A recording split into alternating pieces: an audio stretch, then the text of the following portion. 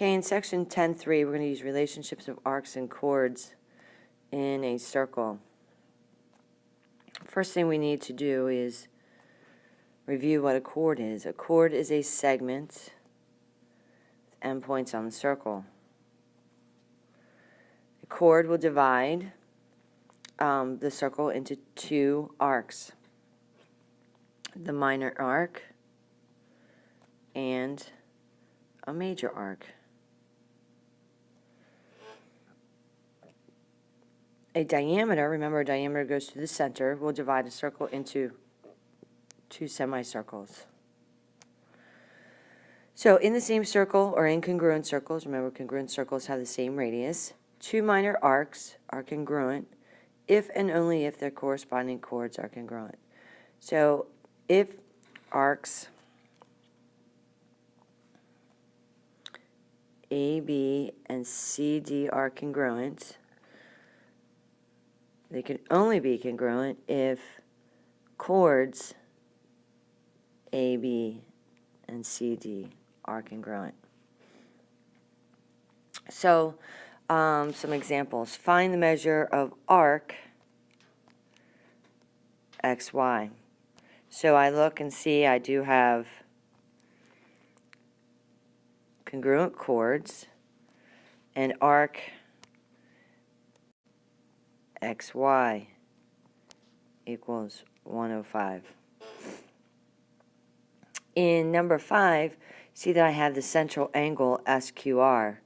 So arc SR equals 85. I have congruent chords, so that means that TU equals 85. And then in number 6, I can see that I have arc BC is 100. I have congruent chords AB and AC. So that means arcs AB and AC are the same. So 2x plus 100 must equal 360. 2x equals 260. So each of the arcs equals 130. If a chord is a perpendicular bisector, so if TR bisects SQ, or I should say SQ bisects TR, then that first chord, SQ, is a diameter. So if QS is a perpendicular bisector of TR, then QS is a diameter. And if a diameter of a circle is perpendicular to a chord, then the diameter bisects the chord and the arcs. So if EG excuse me, is a diameter and EG is perpendicular to the chord FH, then HD is congruent to HF, and arc DG is congruent to arc FG.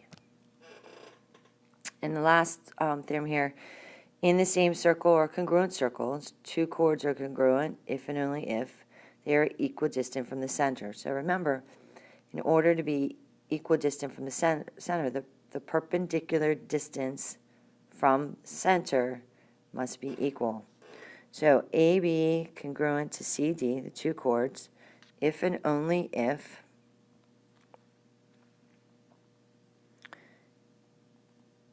EF equals EG.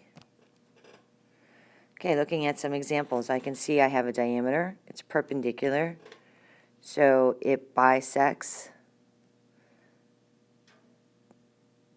the chord. 12x plus 7 must equal 3x plus 16. Solving. In this one, I have two chords equidistant from the center, so the two chords must be equal.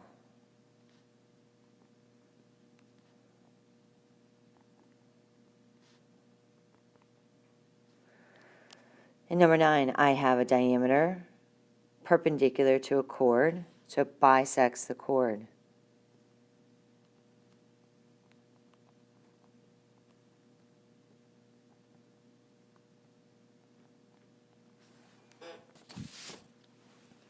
In number 10, I have 2 chords equidistant from the center, so the 2 chords are